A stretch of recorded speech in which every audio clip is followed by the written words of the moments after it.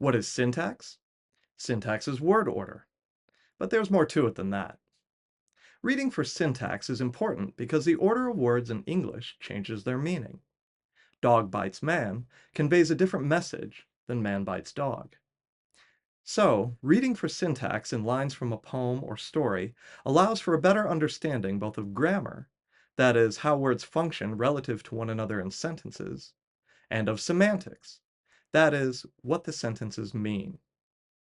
Anne Bradstreet, America's first published poet, used unusual syntax to devastating effect in her poem Verses Upon the Burning of Our House, July 10th, 1666.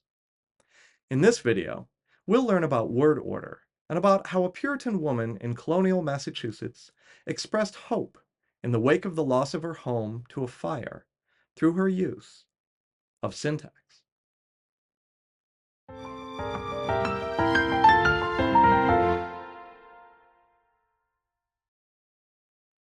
Syntax and grammar share a close relationship because word order in English usually dictates how the parts of speech relate to one another.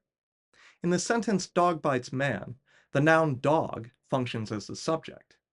In English, we usually place the subject, a noun or pronoun, such as dog, before the action it is taking, a verb, such as bites, and then we place another noun or pronoun, called an object, after the verb to indicate that which is being acted upon.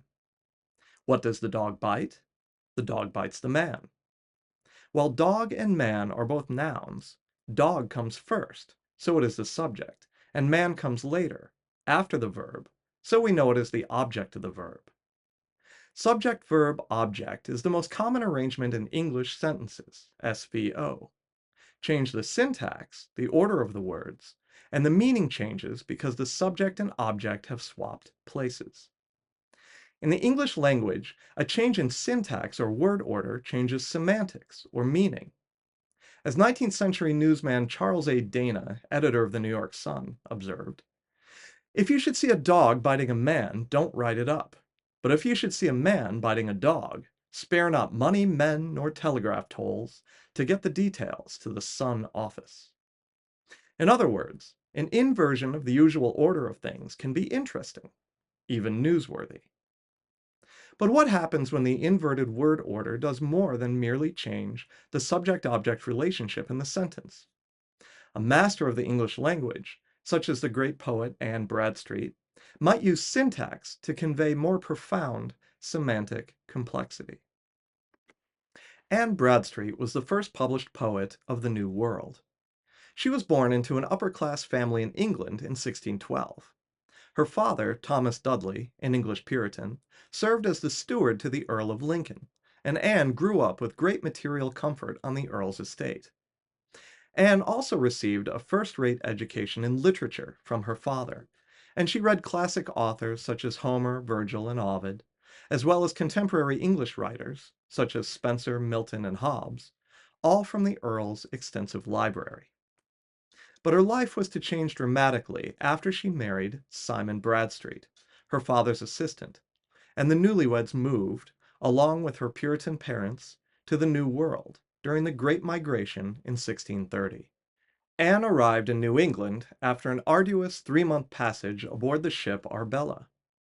Now far from the splendor and comfort of the Earl's estate at Sempringham, Anne found herself with her young husband that first winter, sharing with her parents the only room with a fireplace in their primitive cabin in the wilderness town of Salem, Massachusetts. No longer enjoying the comforts of a great English manor house and reading the books in its well-stocked library, Anne instead struggled against starvation and sickness, as she and the other early Puritans tried to carve out a new civilization in colonial New England. She and her husband, Simon, had 8 children and moved several times in the following years, always seeking a better and more stable home. And yet, despite caring for 8 children and helping her husband raise up a suitable homestead in the wilderness, Anne still made time to write poetry. It may come as no surprise, then, that Anne's subject matter often centered on the contrast between worldly, material comfort in this life and the heavenly, spiritual peace her Christian Puritanism promised her in the next one. Despite the daunting challenges of life in the New World, Anne and her husband shared a deeply romantic love for one another, and the couple prospered. Simon Bradstreet had a successful political career, eventually becoming the Massachusetts Bay Colony's governor in his old age. But we remember him primarily because his wife gained immortality as a writer. Anne's first book of poems, The Tenth Muse Lately Sprung Up in America, was published in London in 1650 and quickly became a bestseller. She would continue to write and publish poems still celebrated almost 4 centuries later. So, by 1666, the Bradstreets' fine colonial home in North Andover, Massachusetts, must have seemed a far cry from the hardscrabble shack of their earliest days living with Anne's parents in Salem. But Anne's material fortunes were to suffer another reversal when the house caught fire during the night of July 10th and burned to the ground. Anne Bradstreet begins her poem Verses Upon the Burning of Our House, July 10th, 1666, with 3 lines of inverted syntax. In silent night when rest I took, for sorrow near I did not look.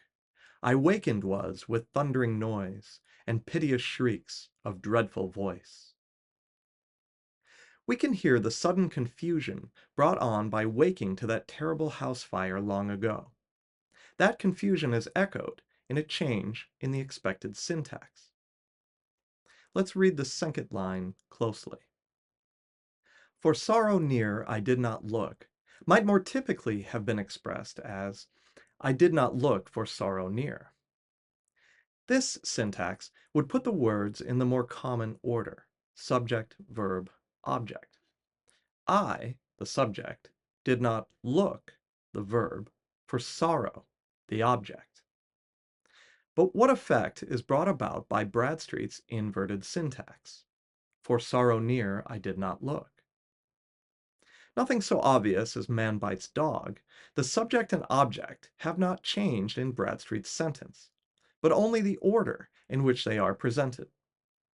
Yet, this change in syntax still alters the meaning, the semantics, subtly. The effect is unsettling. Objects in the lines silent night and sorrow are presented first, while the reader of the poem must wait for the subjects and the verbs. I took rest and I did not look. The change in syntax reinforces the confusion of waking in the middle of the night to thunderous noise and piteous shrieks. Miraculously, none of Bradstreet's family were killed by the fire, which Bradstreet considers a show of God's mercy. He might of all justly bereft, but yet sufficient for us left. But this pioneering woman, who had struggled for over 30 years to raise a suitable home for her husband and children out of the wilderness, this educated woman, who had known the luxury of material wealth in her youth in cosmopolitan England, and who had written masterful works of poetry after lacking even a table on which to write when she had first arrived in Spartan Salem 36 years earlier, did not feel the material loss lightly. For his 1867 edition of the works of Anne Bradstreet, editor John Harvard Ellis writes, in July 1666, by the burning of the house at Andover, her papers, books, and many other things of great value to her were destroyed. She had intended to complete her poetical account of the Roman monarchy, and had spent much time in preparing a continuation of it. But the loss of what she had already finished made her abandon the work. We can feel this devastating loss not only of the comforts of home, but of years of literary work in the following lines, where the poet passes the sight of the ruin of her home in subsequent days. When by the ruins oft I passed, my sorrowing eyes aside did cast, and here and there the places spy where oft I sat and long did lie. Here stood that trunk, and there that chest, there lay that store I counted best. My pleasant things in ashes lie, and them behold no more shall I. More than simple comforts, her house and furniture represented a stable place where life and storytelling could thrive. Now gone. Under thy roof no guest shall sit, nor at thy table eat a bit. No pleasant talk shall e'er be told, nor things recounted done of old.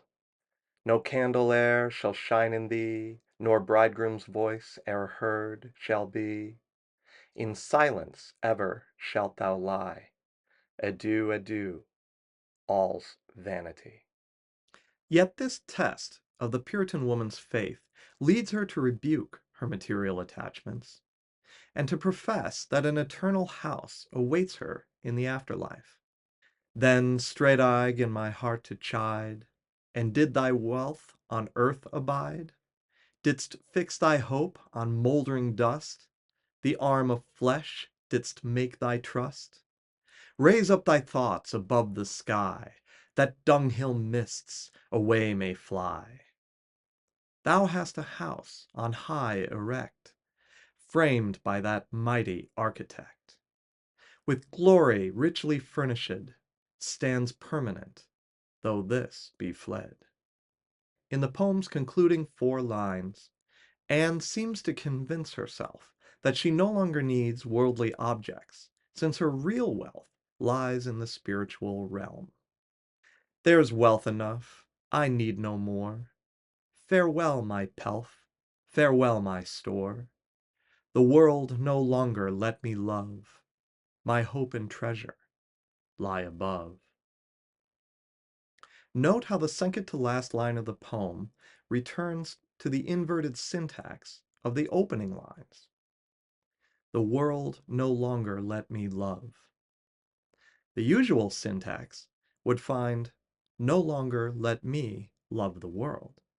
Anne Bradstreet's inversion, the world no longer let me love, demands that the reader consider the true subject of the sentence. When we read the line closely, we find the subject is not the poet herself.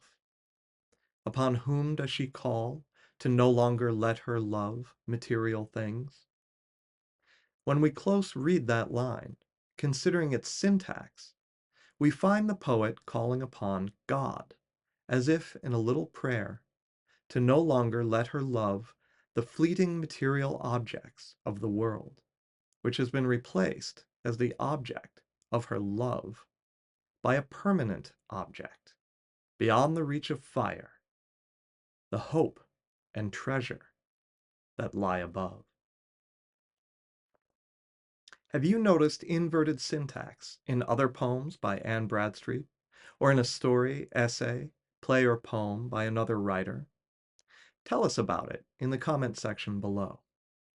Subscribe to my channel and watch my other videos in this series on the 7 elements of literature.